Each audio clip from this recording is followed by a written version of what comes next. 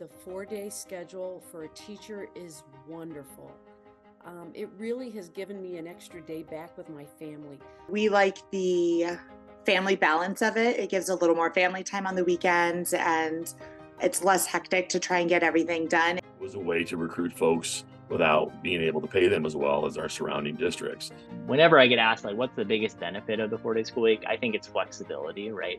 Not only for teachers, but potentially for students and parents as well. We transitioned to the 4-day school week in the fall of 2018. So this will be our sixth, we're just starting our sixth school year on the 4-day week. So we know the biggest impact on a student's experience is the quality of the adult that's in the classroom with them, whether it's a teacher or support staff. And it was a way to recruit folks without being able to pay them as well as our surrounding districts. The 4-day week was huge in teacher retention and keeping those. And not only did it draw new teachers, but it drew experienced teachers.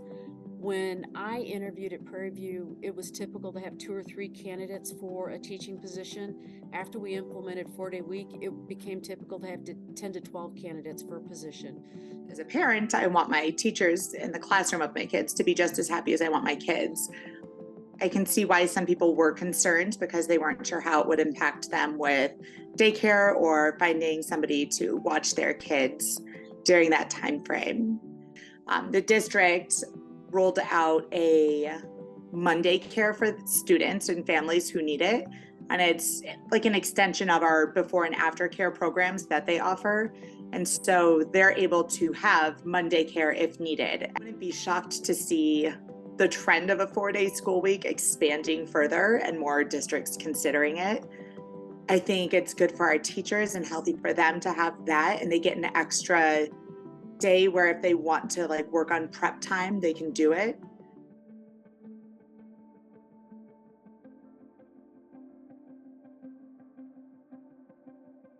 We don't really know whether or not this is an effective educational model, right? Schools seem to think there's potential benefits here. What we've been finding, in Oregon and nationally and other states as well, from other researchers, is this is generally, reducing achievement for students across the grade spectrum, right? And kind of what we see is driving that are these reductions in how many hours students are in school. So here in Oregon, we saw that time in school dropped by about 3 or 4 hours per week.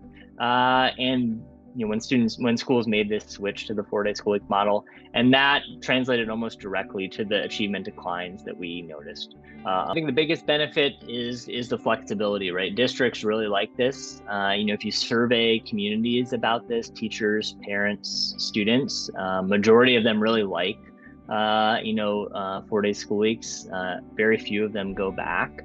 So I think the biggest challenge is, how do you balance kind of those benefits you hope to get, either cost savings, teacher retention, with the fact that you need to maintain the same amount of time, right? If you are lengthening the other 4 school days, well, that is probably less attractive to some teachers. You're saying, well, I get an extra day where I'm not in front of the classroom, but now I have really long days where I'm teaching and I'm still burned out.